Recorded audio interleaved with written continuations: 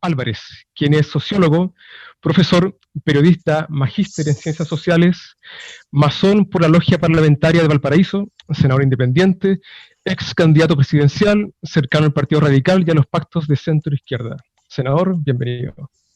Hola Patricio, periodista y gran periodista, forjado en el norte, nacido en el norte y aclimatado en la quinta región. Más o menos por ahí va, ¿no? Más o menos, sí. Quiero recordarles a nuestra comunidad que esta es una entrevista pauteada, por supuesto, como siempre, y estará centrada en temas que son de importancia máxima para nuestro país y de nuestro futuro próximo también. Entonces partamos con lo que a cada familia de Chile le interesa en este momento, que es el retiro del 10%, el segundo retiro. ¿Qué quieres saber exactamente del segundo retiro? ¿La trampa de Piñera o cómo el Congreso se ve asfixiado una y otra vez y obligado a votar por malos proyectos? Exactamente, se adelantó una pregunta. Mucha gente debe estar confundida también, así que aprovechemos de explicar bien en qué quedó punto por punto cada uno. Mira, el primer 10% quedó en la nebulosa porque el gobierno anunció que lo mandaba al Tribunal Constitucional. Ese es el 10% que es igual al primer 10%, o sea, cero impuestos, no hay condiciones y la persona tiene un tope de hasta el 10% de sus ahorros. Por lo tanto, pueden sacar distintas cifras y que tenía un tope de 4.300.000 pesos aproximadamente. El proyecto de Piñera es distinto porque planteaba como novedoso el cobrarle impuestos al retiro del 10% y partía de los 700.000 pesos para arriba, porque según él, de 700.000 pesos para arriba son los chilenos ricos, los de más alto ingreso. Y no solo eso, sino que además ponía algunas limitaciones porque había que demostrar que la persona había tenido una baja significativa de hasta un 30% en los ingresos y una serie de condiciones de personas de ingresos mayores a una cierta cifra. Es decir, venía con muchas limitaciones. ¿Qué es lo que salió en definitiva? El primer proyecto del 10%, como digo, quedó en el limbo porque va rumbo, no sabemos si al Tribunal Constitucional o en alguna parte. El segundo 10% se votó en el Congreso y finalmente se aprobó y va a pagar impuestos a partir del 1,5 millones, y va a depender, por cierto, de la cantidad que le dé la cifra que retira. Eso varía porque obviamente mientras más alto es, no solo la cantidad es mayor, sino que el porcentaje de impuestos es mayor.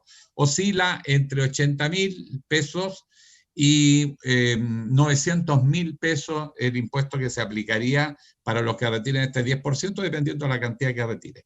Eso, en eso quedó, no hay limitaciones de otro tipo y fue promulgado, acordó de esa manera. El presidente hace unas horas lo promulgó, ya es ley, es cosa de tiempo. Claro, y lo presentó como un gran proyecto del gobierno. En realidad, él lo único que hizo fue aplicarle impuesto a la plata de los chilenos que está ahorrada.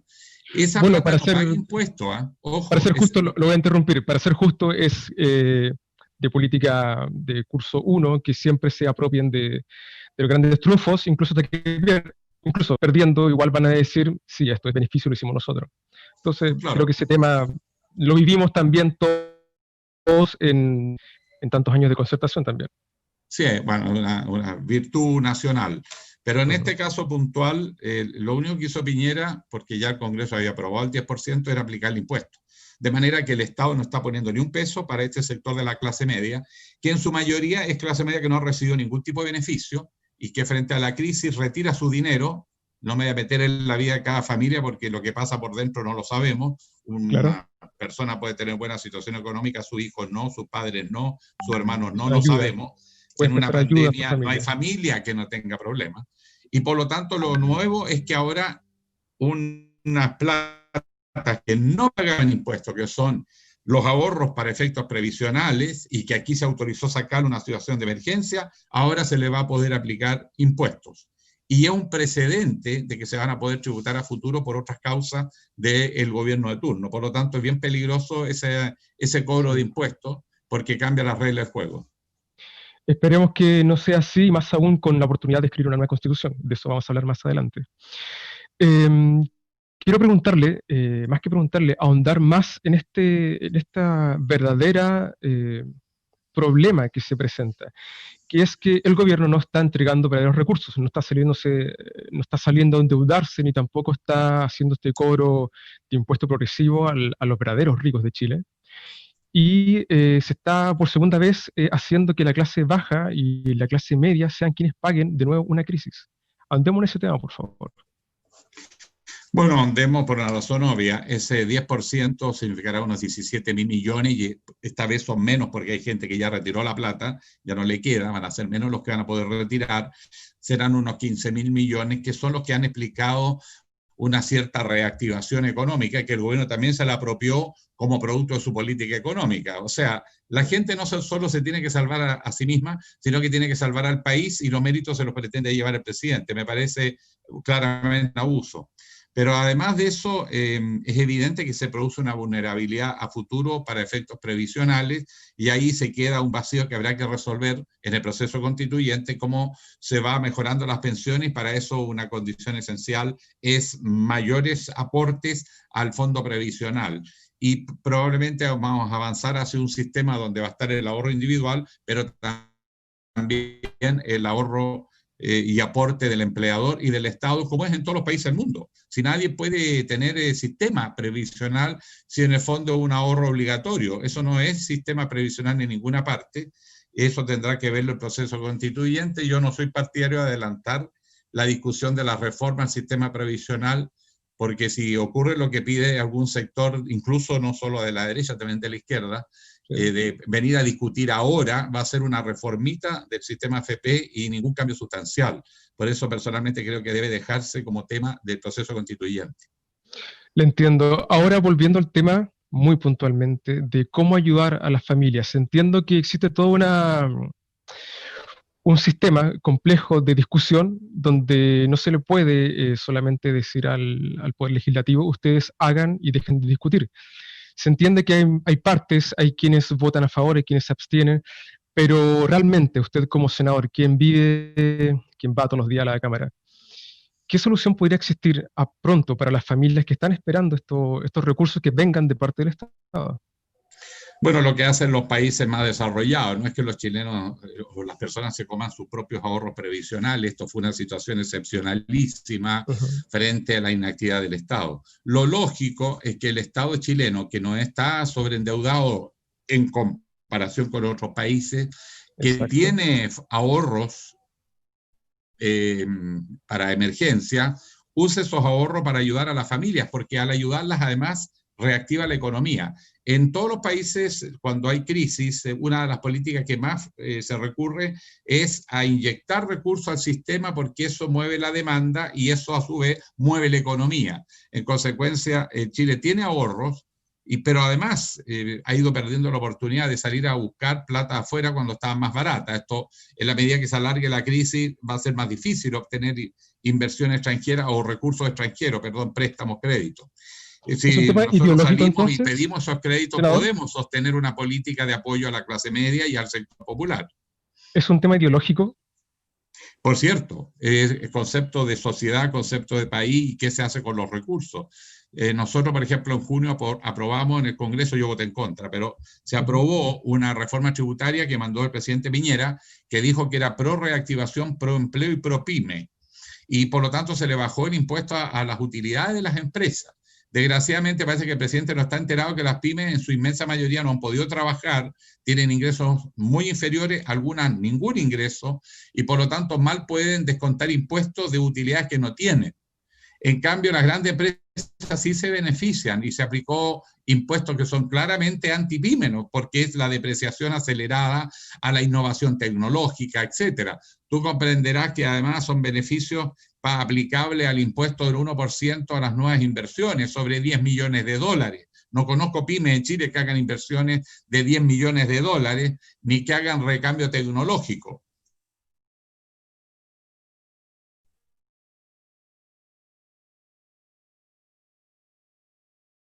Además, se va a premiar por forma tributaria que se acordó en junio con la oposición y que para mi sorpresa tuvo apoyo mayoritario de la oposición. Fuimos 4 senadores el que pusimos el punto de que esta reforma tributaria no iba a beneficiar a las pymes, lo único que iba a hacer era concentrar más la riqueza porque beneficiaba a las grandes empresas, incluyendo, por ejemplo, a las mineras que están con un precio del cobre sobre $3, que están trabajando sin ninguna dificultad ni interrupción durante toda esta pandemia y que las perspectivas que tienen son fantásticas. O sea, viene un muy buen año para la minería y ya ha sido un muy buen año.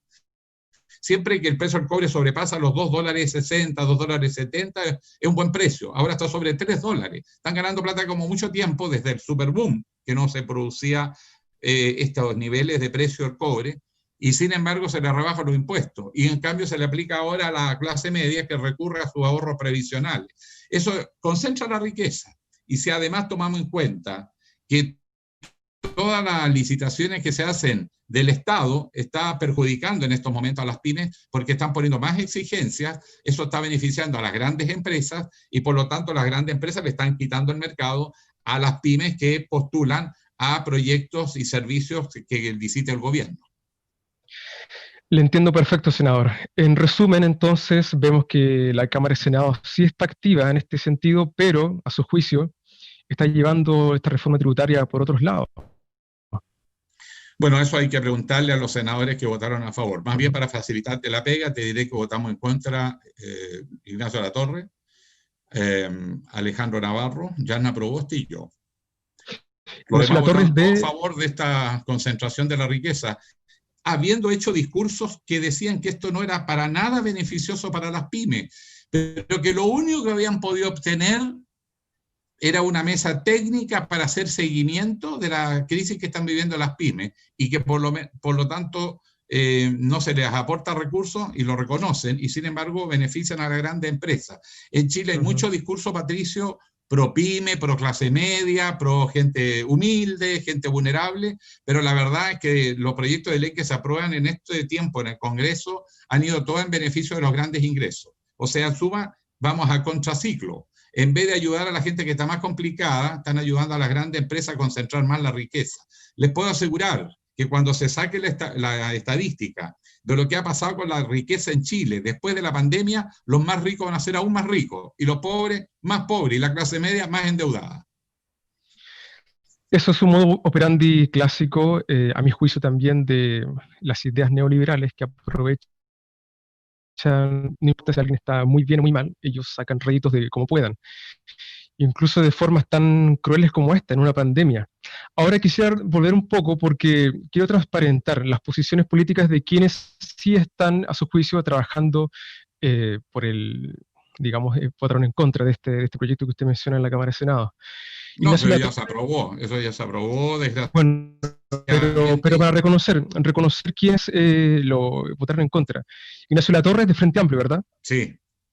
Navarro en estos momentos de la ADC, Navarro tiene su propio partido, no sé cómo se llama, el Partido pero Progresista, digamos... creo que hasta están juntos.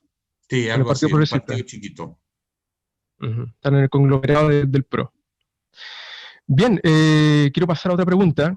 Justamente ayer estuve siguiendo la votación en vivo de la Cámara del Senado y en la indicación donde aparecía el retiro forzoso de los llamados papitos corazón. Vi que usted votó se abstuvo más bien. ¿Podría explicarnos por qué? No, yo voté a favor de eso, pero hay un aspecto que me abstuve porque está mal implementada la ley y los jueces dijeron que había que modificarlo. Entonces me abstuve con el propósito que eso se modifique. Yo estoy de acuerdo en el fin, pero la manera como quedó redactado, los jueces se quejan porque dicen que no tiene efecto, que no lo pueden aplicar, y por lo tanto lo que yo pedí es que eso se corrigiera. Puede haber un acuerdo en la sala y por lo demás sacó una alta votación en tanto de senadores de oposición y de gobierno para que eso se modifique, porque si no queda en la pura letra. Nosotros tenemos que ser eficaces. Yo soy partidario que efectivamente los papitos corazón paguen y si retiran plata, paguen a sus hijos la mantención. Pero la ley tiene que ser eficaz, tiene que estar bien redactada y ahí no iba a servir, dijeron los jueces. Y de hecho ha costado mucho los juicios para que en el primer 10% se pudiera pagar. Entonces tenemos que aprender la lección y hacerlo bien en esta segunda instancia y quedaron de revisar la redacción. Yo espero que lleguen a una redacción más adecuada, más clara, y eso lo tienen que conversar con los jueces. Sí, tengo entendido que incluso para el primer retiro del 10% ya hay un 50% de los fondos que aún están en juicio. Las personas tuvieron que llevar esto a tribunales y aún la AFP siguen con esa plata cuando corresponden a los alimentantes, a los niños. En efecto, por eso que había que hacer mejor ese aspecto legal, había que mejorar eso. Y Ujú. por lo tanto, si tú lo aprobabas, iba a quedar firme lo que estaba. En cambio, si lo rechazabas, obligabas, no oponiéndose, sino que absteniéndose para dar la señal de que había que redactar de nuevo esa disposición para que sea efectivo el cobro, porque si no, vamos a terminar en los tribunales y en los tribunales pueden pasar años en un litigio. Entiendo perfectamente, senador. Vamos entonces al segundo tema que es muy importante, muy a pesar también de la prensa clásica, que no está tomando el tema, sino es como para ir contra el mensajero. Me refiero a las triangulaciones de Piñera. Mm. ¿Qué opinión tiene usted de este tema? Hay que obviamente hacer la investigación legal con todos los antecedentes, pero esto de los fideicomisos ciegos, las triangulaciones de plata han sido siempre conocidas. La opinión Ajá. pública lo sabe, lo sabía de antes porque también lo hizo en el pasado, la primera vez que fue presidente. Incluso Piñera siempre anda con un computador y ese computador lo instala donde él llega y empieza a operar con su ayudante que le maneja las compras y ventas de acciones. Yo soy testigo de ello porque lo vi cuando trabajaba en Chilevisión y me llamó la atención porque está el día entero en función de las operaciones, o sea, va, viene, está todo el Wow. rato moviéndose y yo te digo, cada 10 minutos va a hablar con su operador. En ese sentido, una persona bastante obsesiva. Obviamente, por un presidente Ujú. está expresamente prohibido y él tiene que tener fideicomiso ciego, no puede hacerlo con parientes, menos con un hijo, y además él no puede involucrarse en los negocios. Y no pueden aparecer los hijos recibiendo dinero para hacer compras de acciones que después termina siendo de él. Pero eso los chilenos, ojo, lo saben, lo sabían, y sin embargo igual lo eligieron presidente de Chile. Sí, en recordar que también hubo una abstención mucho más grande que la gente que realmente lo votó. Pero estando de acuerdo en que esto es gravísimo, si estamos de acuerdo con ello, ¿por qué piensa que no fue grave en su momento y lo es ahora sí? No, si siempre ha sido grave. Lo que pasa es que una cosa es lo que dice la ley y otra lo que dice el sistema de poder. Cuando los Ajá. jueces no se atreven a aplicar el principio de la ley, tú ves que en Chile, no es casual, los jueces nunca se tiran contra las grandes empresas, no se tiran nunca contra los grandes poderes. Primero porque un juez para llegar a la Suprema pasa por el poder político, pasa por el Congreso, por el Senado, que es el que nombra a los jueces. Y muchos jueces que han tenido unas trayectorias impecables se han visto perjudicados cuando han postulado a la Corte Suprema o los han postulado sus pares o sus superiores, cuando ellos han sido miembros de Corte de Apelación y tienen que ascender a la Suprema, se mandan una esquina. Generalmente los que han sido muy rigurosos en la ley, todos han tenido problemas. Entonces también es un sistema perverso que hace que los jueces estén muy dependientes de lo que pasa con el poder político y por lo tanto nunca se tiran a los poderosos porque saben que los poderosos influyen en la política, Claro. financiando la política o ejerciendo la política. Y eso hace que haya impunidad en Chile. Por eso la gente reclama de abuso. No es solo la desigualdad, el abuso flagrante y el incumplimiento de las leyes por grupos que son privilegiados, y en este caso los jueces. Y existe todos los días, de todas las formas que tú te puedas imaginar. Recuerden lo que pasó ahora con el Servicio de Impuesto Interno y el perdonazo Claro, a la gente exacto. Sokimich, que le levantó la multa, le dejaron una multa ridícula, eran 60 millones de dólares en multa y creo que le dejaron 3 millones. Bueno, eso es el abuso, pues ese es el abuso que reclaman los chilenos porque la letra de la ley está muerta, porque el sistema juega a favor de la concentración de la propiedad y de la impunidad y por eso se necesita una nueva constitución, si no, no estaríamos discutiendo. Claro, ahora insisto en que en este momento, si bien usted me cuenta que realmente siempre lo sintió grave, hay una latente presión ciudadana en este momento con medios independientes, con la empresa Felices Forrados, con la Cámara de Diputados que ya está lista la comisión con las firmas necesarias desde el diputado Karim para ir en una comisión especial y investigar este caso en especial. Hay una diferencia, querámoslo o no, hay una fuerza en este momento que antes no la había, hay un sentido de gravedad porque incluye al presidente y a sus cercanos, eh, Y en ese sentido, quería preguntarle, pero veo que usted siente que siempre ha sido grave y que en este momento no hay mayor diferencia con el pasado. Mira, para serte sincero, Patricio, ojalá prospere. La Cámara de Diputados es la que tiene el poder de fiscalizar. Los senadores no fiscalizamos. Voy a cambiar de lugar porque me está dando el sol los senadores no somos cámara fiscalizadora, somos tribunal de segunda instancia. En cualquier país del mundo, un presidente hace la 10ª parte de las cosas que hizo Piñera, estaría destituido hace rato. Eso es muy no cierto. se ha hecho, porque el sistema de poder está en un equilibrio en el sentido de lo que llaman el partido del orden. Probablemente has leído sobre eso. En fondo, desde el sistema de poder nadie quiere que se vaya Piñera. Todos coinciden que lo ha hecho pésimo. Todos saben que no es confiable, pero no lo quieren sacar porque la izquierda cree que si hoy día se convoca elecciones gana Lavín, porque no ha logrado levantar un candidato. Y por consiguiente quiere contenerlo y tenerlo allí hasta a ver si cambia la correlación de fuerza o se articula mejor la izquierda. La izquierda votó el acuerdo de noviembre del año pasado, cambió mucho, pero en su origen es un acuerdo de la élite para salvar un presidente que estaba cayéndose y que temían arrastrar al Congreso Nacional. Ahora va a ser lo mismo. Cuando se llegue a la instancia definitiva, los parlamentarios probablemente van a frenar una acusación de esta naturaleza si es que pasa por destitución. Ese es el problema que tenemos. Ahora, la comisión solo va a investigar si hay irresponsabilidades o no.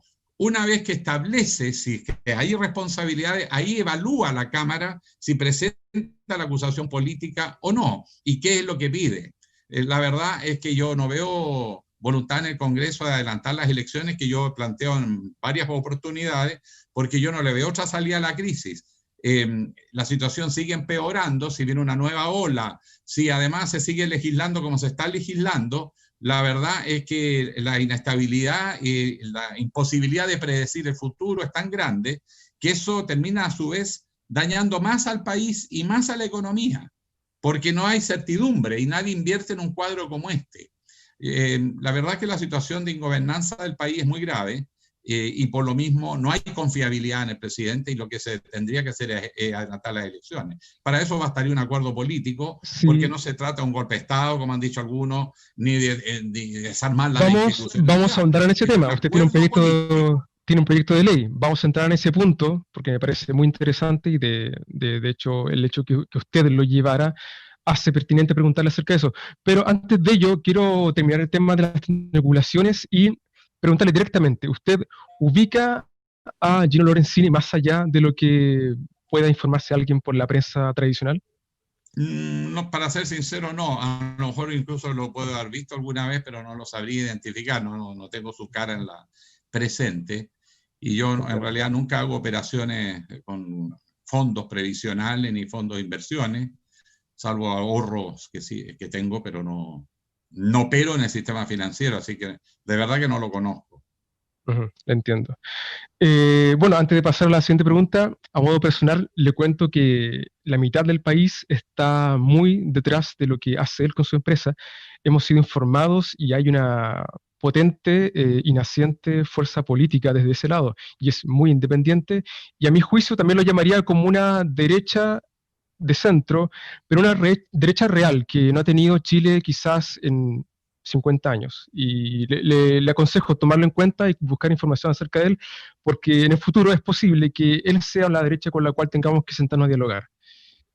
A diferencia de los actuales que no sé qué político de derecha no esté bajo cargos de corrupción en este momento. Bueno, como tú bien sabes, en el escenario que estamos viviendo en el país, no sé dónde me da el sol ya. Bueno, ahí. Rebota en alguna parte. Da el sol en todas partes. Además, con un calor horroroso. Bueno, evidente que en el plebiscito de octubre, ese 78% de chilenos que dijo que quiere una nueva constitución no son gente de izquierda, ahí hay de todo. Y también hay gente de derecha. Y lo más interesante es que es gente que cree en la institucionalidad, por eso va y vota. Y además quiere un proceso constituyente. Por lo tanto, cree en la institucionalidad, pero quiere que no lo hagan los mismos de siempre. Sin embargo, esto no ha sido bien leído por los partidos políticos o lo leyeron bien y se asustaron, porque esta semana que acaba de pasar, el miércoles, se votó en contra de aquel aspecto que yo propuse en el proyecto de ley de los independientes para que pudieran hacer pactos. Lo que También quieren es vamos a aislarlos. Un ahondar en senador ese lo tema. dijo, ¿ah? Hay que mantenerlos fuera, hay que no dejarlos que se mezclen. Lo dijo el senador Durana, creo que fue, de la UDI. Ellos no quieren, y los socialistas tampoco, votaron en bloque en contra de la indicación que yo presenté. Segundo, este proyecto yo lo presenté en diciembre del año pasado y se había votado en la sala y perdió. No tuvo los votos. Tuve 4 votos a favor, todo lo demás en contra. Y ahora en septiembre lo volví a presentar después de que los presidentes de los partidos dijeron que estaban partidarios de que los independientes participaran en el proceso. Pregunta entonces por qué todavía hoy no está la ley cuando ya falta 139 días para que se tengan que inscribir los candidatos y todavía no sabe cuáles son las reglas de juego. Es obvio que a esta altura la mayoría de quienes querían postular ya desistieron.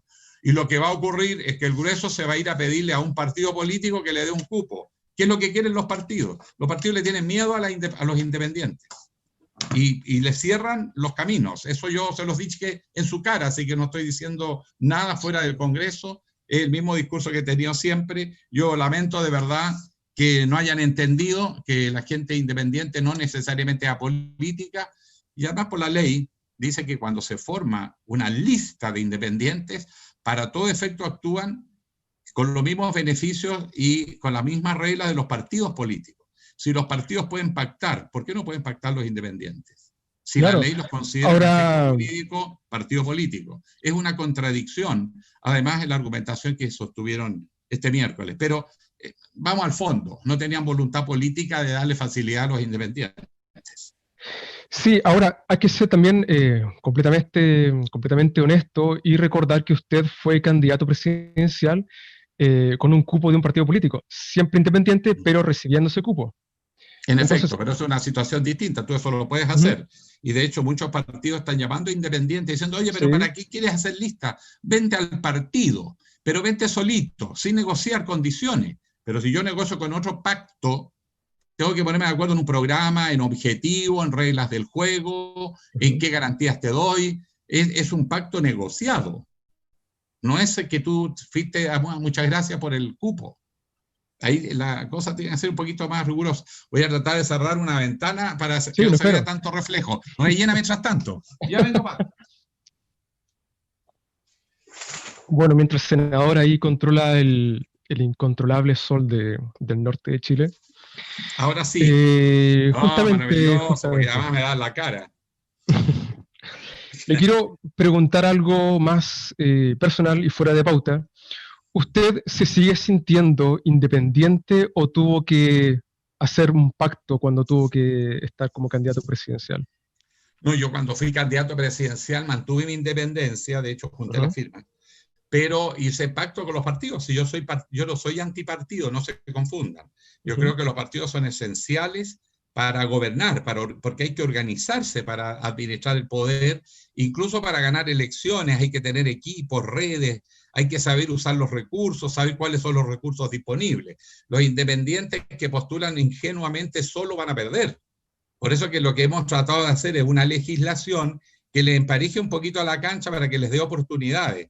Y lo que hicimos fue presentar un proyecto de ley primero que bajarle las cuotas, porque un independiente salir a buscar miles de firmas, imposible, sobre todo en los distritos grandes. Después, por ejemplo, tienen que ir ante notario. Eso era imposible porque por la pandemia, ¿cómo vamos a estar llevando gente por miles a las notarías? Y además eso cuesta plata. Y se logró avanzar en eso de que van a poder hacer inscripción por internet y además evitan el costo y se bajaron los umbrales, depende del número de ciudadanos en ese distrito de los que votaron en la última elección. Entonces varía y depende, como digo, del número de electores. Pero en general se bajó a rangos más razonables. Eso está bien. Sí, el tema está en que el formar pactos y listas, porque si no forman pactos se dispersa el voto independiente. Y lo que nosotros así como está planteado el sistema. Voto independiente. ¿Ah? Sí, es muy cierto. Yo en mis propias redes he manifestado que esto no es una votación por un alcalde o por un presidente. Esto es un sistema pensado en la representación y además proporcional. Entonces, quien corra solo, los llaneros solitarios van a quedar en el camino. Esto se trata de llegar a acuerdos muy grandes donde las listas sean completas de una manera muy integral. La idea es que sea la mayoría de los territorios dentro de un distrito, pero no pueden correr solos porque compiten contra el mundo. No llegarían a eso. Claro. Y segundo, las listas también hacen pactos. Por ejemplo, si una lista de independientes en aspectos jurídicos se le considera un partido, ¿por qué se le impide que haga pactos eventualmente con partidos políticos? Si es que tiene unidad de propósito, programa común. Eso te permite que el voto a favor de los cambios se aglutine. En el caso de la derecha, yo entiendo la razón electoral de no querer que las listas independientes puedan conformarse y pactar, porque en general los que quieren participar en el proceso constituyente quieren una nueva constitución. Y es difícil que haya gente de derecha que quiera unirse para entrar al proceso constituyente para en el fondo frenar los cambios. Eso lo van a hacer los partidos, no lo va a hacer el independiente que tiene menos motivación. El que está motivado es porque quiere cambios, quiere participar en un proceso ciudadano, abierto, transparente. Entonces la pregunta es ¿por qué la izquierda no quiere que tengan esta posibilidad de competir en igualdad de condiciones, incluso hacer alianza con ellos mismos? Porque yo creo que hace rato que el país se está dando cuenta que los partidos no tienen definiciones hoy día programáticas. Tú no has escuchado, igual que yo, ni ninguno de los que nos está escuchando y viendo, que haya habido algún congreso ideológico para discutir una propuesta para Chile. Entonces los pactos electorales se están haciendo solo en términos de cuotas de poder. Y como son muchos, hay que hacer varias listas, porque se hacen una sola, queda mucha gente clave dentro de los partidos fuera. Entonces no pueden llegar a acuerdo, porque todos quieren mantener una cierta cuota de poder. Entonces no tienen espacio para independientes. Y menos todavía si van a tener capacidad de competirles. Pero resulta que, como tú bien dices, es muy distinto, y yo eso lo entiendo por último, y allá los partidos, que en una elección de alcaldes, de concejales, de gobernadores, disputen cuotas de poder. Pero en un proceso constituyente esto es muy distinto, esto es un proceso ciudadano. Hay que escuchar a la gente, tenemos que escucharnos entre los chilenos para definir bien qué país queremos. Y en eso derecha, centro, izquierda, civil, militar, curita, con sotana, sin sotana, todos tenemos que opinar para que salga algo que nos refleje a todos, que sea expresión de un esfuerzo colectivo. Entonces, ¿qué tienen que andar haciendo cálculos electorales de cuánto saco yo, cuánto sacas tú? Que bloqueemos lo independiente o no, es no entender que el proceso constituyente es una conquista ciudadana de octubre, no es el pacto elitario de noviembre. Hemos tratado, quienes no suscribimos ese pacto, de dotarlo de legitimidad. Es decir, ok, fue en su origen un pacto de las élites, asustadas por lo que estaba pasando. Pero démosle contenido, paridad de género. Pero ojo, tuvo que salir 1 millón de mujeres en Santiago y otro 1 millón en regiones para que la élite política se sintiera tocada y aceptara la paridad de género. Pero pueblo originario, como no había movimiento, todavía no sale. Y ya estamos a un poquito más de un mes. ¿Qué creen que va a pasar? Ya más hablando de que hay que hacer un registro. ¿Cuándo van a hacer el registro si estamos encima? Y siguen demorando. Y la derecha dice que va a ir al Tribunal Constitucional. Esto no tiene veranear el año níspero. Y en el caso de los independientes, que puedan participar con el mínimo de garantía, pero que no sean listas competitivas, pues, porque van a desafiar a los partidos. Acá hay una lucha entre las élites y la ciudadanía. Esto no es de izquierda a derecha. Esto es que hay una ciudadanía que quiere participar, quiere un proceso transparente, abierto, y los partidos que están atrincherados. Eso es un error. Es un error, sobre todo para la izquierda, porque era la gran oportunidad de reencontrarse con la ciudadanía, relegitimarse, descubrir nuevos liderazgos, desarrollar nuevas formas de hacer política, llenarse de ideas en un momento que hay un vaciamiento en la izquierda de ideas. ¿Qué es lo que propone la izquierda para Chile? Una idea que todos estén de acuerdo. Me parece muy bien, senador, lo que está planteando, me parece muy bien. Yo sé que usted también inscribió este proyecto de ley para que se adelantaran las elecciones, pero antes de llegar a eso, me avisan que tenemos preguntas del público. Así que préstese a escuchar las preguntas de las personas que nos están oyendo en este momento. Janet Irribara pregunta, ¿qué piensas sobre adelantar las elecciones? Mire, justo, con un presidente que tiene menos del 20% de aprobación. Obvio, perdimos 1 año. Yo les pregunto a cualquier chileno, cuando me empiezan a reclamar que para qué adelantar elecciones, desordenarme esto. ¿Tú estás mejor que hace 1 año? Hasta ahora no encuentro a nadie que me diga sí, salvo las grandes empresas que están concentrando la propiedad, porque hay gente que ha ganado plata. Claro. Pero la pregunta está peor. Bueno, ¿y quieres aguantarte otro año más igual? Con un presidente que ya no gobierna, que no ordena ni siquiera a su propio sector político en el Congreso, que mete leyes truchas porque ahora nos está tratando de convencer que el gobierno envió un proyecto para permitir el retiro del 10%. Mentira, el proyecto estaba. Lo que hizo el gobierno fue meterle impuesto a la clase media por sacar su plata, su ahorro. Todo viene con trampas, todo viene distorsionado y además bombeando con el apoyo de muchos medios de comunicación que no son obviamente los alternativos. Entonces, en ese contexto, el país está perdiendo, la gobernabilidad está caída, no hay credibilidad ni confianza en el futuro, estamos en medio de una pandemia y probablemente vengan nuevas olas de la pandemia. Necesitamos como nunca un liderazgo legítimo.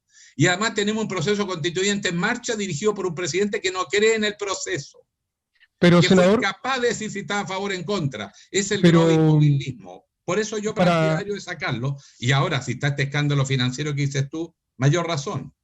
sí, pero para jugar también como abogado del diablo, ¿no es poco estratégico tener una papeleta con concejales, alcaldes, con constituyentes y además presidencial? ¿A cuánto? No tiene, ¿Estamos a 2, 3, 4 meses? se ¿No es pueden poco estratégico? separar. Perdona, aquí el plebiscito del 80, Pinochet lo llamó con un mes de anticipación, lo anunció y lo hizo. Pero una sola decisión. Sí, pero tú puedes hacerlo si quieres, y lo puedes hacer en 2 tandas. Puedes hacerlo un mes y al mes siguiente otras. Pero tenemos que resolver esto luego porque mientras más tiempo pase, más es la ingobernabilidad. Y Esto estamos usted nos así que dijo venga un nuevo estallido en social y se pierda este noviembre, proceso. noviembre de 2019, usted incluyó esto. Ya está Sí, hablando. ¿Por qué no tomó fuerza en ese momento? porque el Congreso me dijeron que, oye, pero si sale Piñera, caemos nosotros. Sí, pues le dije yo, sí, yo estoy hablando de adelantar elecciones generales. Yo no puedo ir a pedir, oiga, que adelantemos la elección del presidente si el Congreso está igual de desprestigiado. Reconcursemos todos, porque, bueno, la ciudadanía decida, porque estamos en una crisis. La ciudadanía recupera la soberanía popular. Esto es un acuerdo político, por lo tanto no es subversivo, no es golpe de Estado, nada, es democráticamente hablando. Los Está países dentro de la desarrollados, democracia. cuando tienen problemas de gobernanza, anticipan las elecciones. Y hay países que han hecho elecciones varias veces el mismo año hasta que recuperan la gobernabilidad. Ejemplo, España. Bueno, en el caso nuestro, se adelantaban las elecciones, eso era perfectamente legítimo. Además, recuerda que posteriormente se tuvo que aplazar las elecciones por el COVID porque en octubre y en noviembre todavía no estaba el COVID en el horizonte, se planteó un escenario que era perfectamente posible. Ahora es más complejo, pero también el escenario exige más urgencia en la reacción. Vamos a perder otro año. O sea, yo encuentro que esto es insostenible. 1 año, 5 meses. ¿Y cómo va el proyecto actual? ¿Tiene fuerza? Mira, ese es un proyecto de los diputados. Entró por la Cámara de Diputados. Ujú. Yo creo que no va a tener mucho piso porque a los políticos no les gusta renunciar tampoco. Más que mal les costó llegar al Congreso. Hay senadores que llevan 2 años y medio, entonces es distinto para uno que ya está de salida. Entiendo las aprensiones, pero yo creo que dentro de todo lo que está Chile cambiando, hagámoslo de una vez y con un Sí, gobierno lo ya veo, relegitimado por el voto popular, ese mismo gobierno lidera el proceso constituyente, inicia la descentralización del país. Ese es otro caso. Nosotros vamos a votar gobernadores. Y este gobierno no cree en la regionalización. Hasta hace 2 meses atrás trató de bloquear la elección de los gobernadores. sí, Este lo gobierno estamos está pateándose paralizado bastante. frente a los cambios. No lo quería. Tuvimos que organizar una declaración pública de 19 senadores, incluidos algunos de derecha, que dijeron que bajo ningún motivo volvían a postergar la elección de gobernadores para desencadenar el proceso regionalizador, porque el gobierno no ha hecho nada, no ha terminado ni Senador, siquiera de lo hacer los veo, reglamentos. me alegra verlo tan distante de los juegos de la política y tan cercano al clamor ciudadano que comenzó en octubre. Usted también recordará que hubieron cabildos que se autoorganizaron en cada comuna e incluso se propone desde otros parlamentarios que la Convención Constitucional reciba a estos cabildos que ya están organizados para que parta desde la ciudadanía y no al revés, el proceso constituyente. Pero sin andar en eso, sino quedándome en que lo ve usted muy ciudadano y poco político, por decirlo así. concretamente, además de su labor como parlamentario, ¿puede contarme qué acción comunicativa o acción de organización usted está prestando a la ciudadanía para hacer concreto lo que usted me está contando ahora? Bueno, yo como senador reconozco que trabajo un poco con los partidos, lo mínimo, tengo una buena relación con los partidos de oposición, trato de tenerla. En general soy bastante respetuoso de los acuerdos cuando votamos. No soy de los díscolos, sí soy de los críticos, Ujú. pero trato de actuar. Sin embargo, he tenido siempre el convencimiento de que a la democracia en Chile, sobre todo la democracia del siglo XXI, a los partidos políticos esenciales para una democracia, tienen que entender que la democracia del siglo XXI también es más ciudadana. Junto con los partidos políticos conviven las organizaciones de la sociedad civil que también quieren más participación. Los sindicatos, las uniones comunales, juntas de vecinos, los clubes de adulto mayor, que están organizados en redes, más o menos, a veces mejores que en otras partes, pero en general existe mucha organización social, tengan un rol más importante en la vida cotidiana de la nueva democracia y sean escuchados en la institucionalidad, que sea una constitución esencialmente participativa. El proceso de descentralización tiene como propósito descentralizar el poder, trasladar un poder que está en una élite ubicada espacialmente en un punto geográfico en Santiago de Chile, capital, a todo el país. Y bueno, la idea es que esa capacidad de tomar decisiones se distribuya en el territorio y se empodere la autoridad en el territorio, con participación ciudadana, equilibrando el juego de poderes. Bueno, esa es una democracia al estilo europeo actual, son muy descentralizadas. Y eso mismo hace que todos estos procesos de cambio haya que impulsar. Pero esto hay que hacerlo con los actores sociales. En consecuencia, ¿qué es lo que hago yo?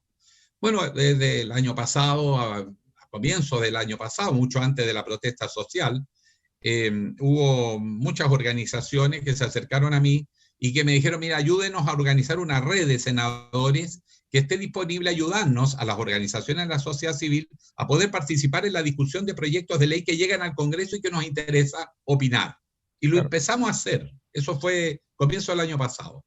Y empezó a funcionar. Después me dijeron, oiga, queremos un compromiso mayor. Vino un grupo de ellos. Me dijo, viene la COP25. Queremos hacer una COP ciudadana, alternativa, no enemiga de la oficial, pero alternativa. Y empezamos a tejer un anillo de una segunda COP25, pero la COP de la ciudadanía.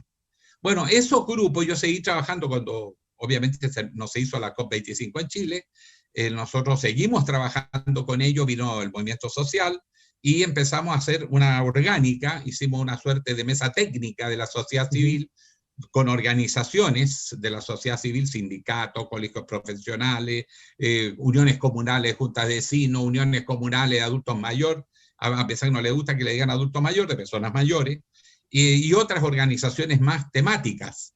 Bueno, y con ellos empezamos a trabajar y cuando vino ya se desencadenó el proceso de plebiscito, hicimos una corporación y a esa corporación le dimos forma, una nueva plataforma ciudadana que es Chile Somos, o Somos Chile, y lo que hemos hecho es formar a ciudadanos para que puedan participar en el proceso constituyente, para que tengan elegibilidad, para que levanten propuestas programáticas, para prepararlo de cómo se maneja una campaña, y estamos haciendo capacitación a gente que pertenece incluso a distintas plataformas, para que ojalá confluyan en una unidad. Eso es lo que estamos tratando de hacer nosotros. Estamos muy contentos porque Qué interesante, interesante, me parece muy bien, senador. Ahora, en virtud del tiempo, quiero hacer una última pregunta de Gabriela Cabaña, quien nos está escuchando. Ella pregunta, ¿qué opina usted sobre la renta básica universal, si la encuentra factible? bueno, eso es parte de las soluciones que se están pensando para la crisis en Chile, pero también muchos las están pensando frente a esta nueva economía que destruye las organizaciones sindicales, que destruye las empresas, que desaparecen los contratos de trabajo. Es un mundo muy precario y por lo tanto dice que como va a haber mucha automatización, robotización, etcétera, en la nueva economía hay que pensar en soluciones distintas. La verdad es que con la concentración de la propiedad, la concentración de los procesos productivos y a su vez la atomización de la fuerza de trabajo, la capacidad de negociación colectiva se debilita mucho. Y una de las maneras que ven como futuro, como diseño estratégico, es que todo ciudadano tenga asegurada una renta básica, no solo para una coyuntura como la que estamos viviendo, sino una renta básica permanente. Y eso permita que sean consumidores también y ayudan a mover la economía con el consumo, etcétera. Son soluciones que se están pensando para la nueva economía, para el mundo que viene, como para garantizar pisos mínimos a la población. Y en Chile Claro. esto se instaló fundamentalmente por la pandemia, que se asegure un sueldo básico a todas las familias para que puedan Sí. enfrentar la pandemia el tiempo que dure, porque esto se va a alargar. Y lo que no puede no hacer un gobierno es alimentar a la población. Podrán entender que es mucha plata, que se Me parece. desequilibran las cuentas fiscales, todo lo que quieran, pero no puede dejar a la gente muriéndose de hambre. Eso es Sí, insostenible. Y hay mucha gente que está perdiendo su casa y su pequeño patrimonio, por lo tanto, tiene que haber una solución de este tipo. es una idea incluso que nace desde los lugares más liberales del pensamiento político, pero ha sido bien recibida, y es cierto, resurgió con el tema de la pandemia. Ahora lo quiero invitar a una dinámica interesante para terminar y entregar el programa, que pronto viene a las 7, Marcel Cloud, en una entrevista también por acá, por Elecciones Live. Entonces, yo voy a nombrarle personajes de la política, personajes que usted conoce, y me dirá bien cortito qué piensa de cada uno. Y vamos así haciendo un pimponeo. ¿Qué le parece? Póngale. Franco Parisi. Fíjate que fuimos bastante amigos, le tengo gran aprecio, es un economista bastante crítico y su nombre siempre está rondando para algún cargo. Lo intentó y lo hicieron pedazo. Eso también es política de curso 1, hacer pedazo a quien es un outsider. Y es lo que a mi juicio está pasando con Gino Lorenzini. Probablemente, claro. Sí. Vamos por el segundo, Pamela Giles.